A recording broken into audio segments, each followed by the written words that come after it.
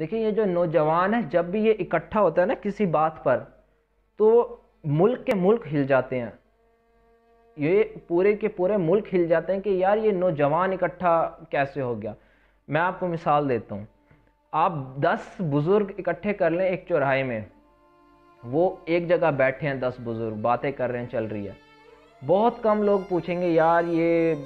بزرگ بیٹھے ہیں ٹھیک ہے نا یہ باتیں کر رہے ہیں اپنی چل رہی ہے۔ آپ اسی چوراہے میں جا کے 10 سے 15 لڑکے نوجوان لڑکے اکٹھے کر کے آپ باتیں کرنا شروع کر دیں، ہر آتا جاتا بندہ پوچھے گا یار یہاں کیا ہوا ہے، وہ چورایا وہ علاقہ ہل جاتا ہے، یار یہ نوجوان اکٹھے ہوئے، یہ نوجوانوں کی طاقت ہے۔ قرآن میں آپ دیکھ لیں ہمیں بار بار ہر جمعے سورہ کہف کا حکم دیا گیا ہے کہ یار آپ سورہ کہف پڑھا کریں، حدیث میں سورہ کہف کی فضیلت ہے، تو یہ ہمیں ریمائنڈ بار بار کرایا گیا ہے کہ سورہ کہف میں جو نوجوان ہے نا انہوں نے جو تحریک چلائی ہمیں اس کو فالو کرنا چاہیے، ہمیں اس پہ غور کریں نا، آپ کو پتہ لگے گا کہ جو اس وقت کا دقیانوس بادشاہ تھا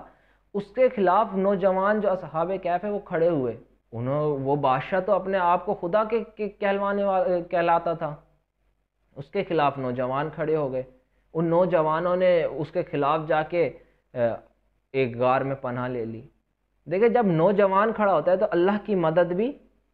اس کے ساتھ آتی ہے، یہ نہیں بزرگ اور نہیں نوجوان اسپیشل یہ ایک فگر ہے کہ نوجوان جب کھڑا ہوتا ہے تو جب بہت اثر پڑتا ہے، وہ پورا روم ہل گیا تھا ان کے وہ اسلام قبول کرنے سے،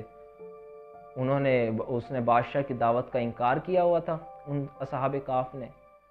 تو انہوں نے غار میں پناہ لے لی، غار میں جب پناہ لی تو اللہ کی نصرت ہوئی، اللہ کی رحمت ہوئی، اللہ نے ان کی مدد کی، ان کے لیے معجزہ کیا، وہ 300 سال سے زیادہ عرصہ سوتے رہے وہاں پر، تو جب وہ سو کے اٹھے تو یہ دیکھیں آپ کہ اللہ کا معجزہ تھا کہ پورا روم مسلمان ہو چکا تھا۔ مطلب یہاں سے ہمیں سبق ہے کہ ایک جب نوجوان کھڑا ہوتا ہے تو اللہ تعالیٰ کی مدد اس کی نصرت بھی اس کو حاصل ہوتی ہے۔